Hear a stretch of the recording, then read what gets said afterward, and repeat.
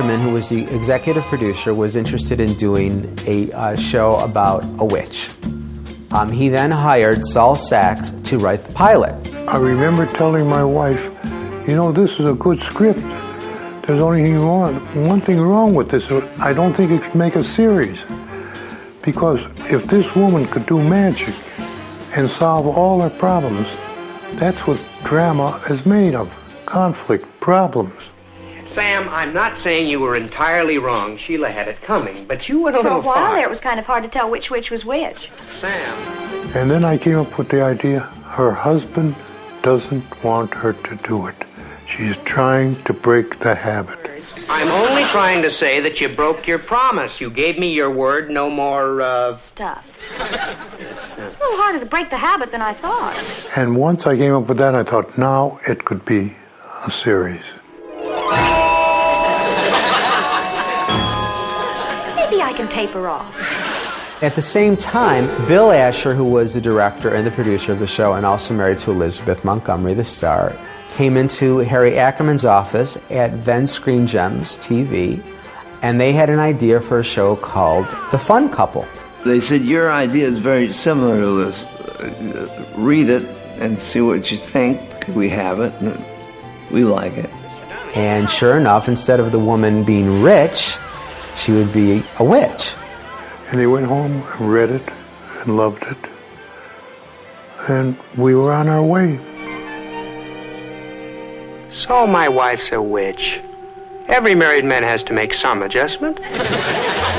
Early on, when this show was passed around to all the different networks, there were some studio executives and network executives who were concerned that it was going to promote Satanism or satanic cults. If Bewitched really had anything to do with Satanism, which I have to laugh about still today, I mean, Agnes Moorehead would have said something. This woman was the daughter of a fundamentalist minister. She was a very, very strong fundamentalist Christian. So if there was going to be any issues where this show was going to be evil, Agnes Moorehead would have spoke up. Young man! Mother, don't! Very well. Just consider yourself lucky that you are not, at this moment, an artichoke. One of the great things about the show is that they were certain rules that the producers and the directors and the writers had. In other words, all of the witches' first names ended in A. And if Samantha cast a spell, it was only Samantha who could remove the spell. Mr. Barker, I'm warning you.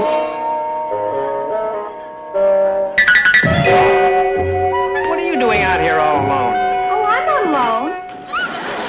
It wasn't just constant magic, constant magic, constant magic. She would try to get out of a situation with her mind, with her wit, with her wisdom, with her humor, and only when push came to shove did she use that magic.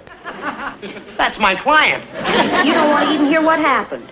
I had the account all wrapped up. What am I supposed to do now? Bring Larry Tate a contract with Barker's paw print on it? Everyone thought, well, she was very subservient on the show, or she really wasn't an independent woman. It's a really, really important point to remember is that it was Samantha's choice to live the mortal life. All I want is the normal life of the normal housewife. That's why you went to Paris. Only went there for lunch. She could have left at any point. She stayed because she loved him.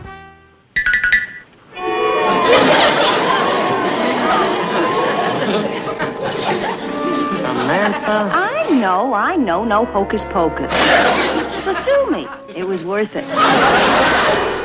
Actually, the night before they filmed the pilot, they still didn't have a way on how Samantha was going to manifest her magic. I wanted to find something in Elizabeth that no one else could do. That was her. And she had that habit of doing that. And they're getting ready for bed, and Bill Asher turns to Elizabeth and says, honey, what's that thing you do, you know, when you get a little nervous, a little aggravated? And she didn't know what I meant. And I couldn't do it, but I tried. And she said, well, I don't do that. I said, you do. And so he pushed her so much that she did it just out of a normal nervousness. She twitched her nose. He goes, that's it. And the twitch was born.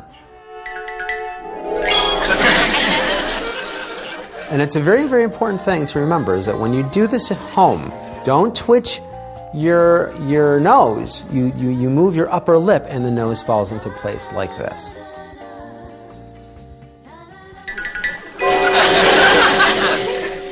Napkins, ladies? Elizabeth made witches likable and believable because she was likable and believable. Elizabeth had a quality, like every little kid wanted Elizabeth for his mommy, and every big grown guy wanted her for his wife, and every parent thought that she would be the perfect daughter.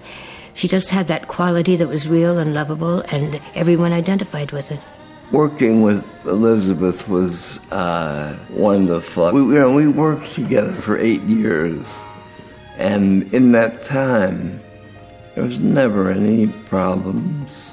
I think my relationship with Liz was very, very mother-daughter, because there was so much time where she and I were on the set together, and I mean, when she'd get mad at me, she would call me Erin Margaret like my mom did, and I mean, I listened to her and I looked up to her, and I really thought of her as a mother figure, absolutely.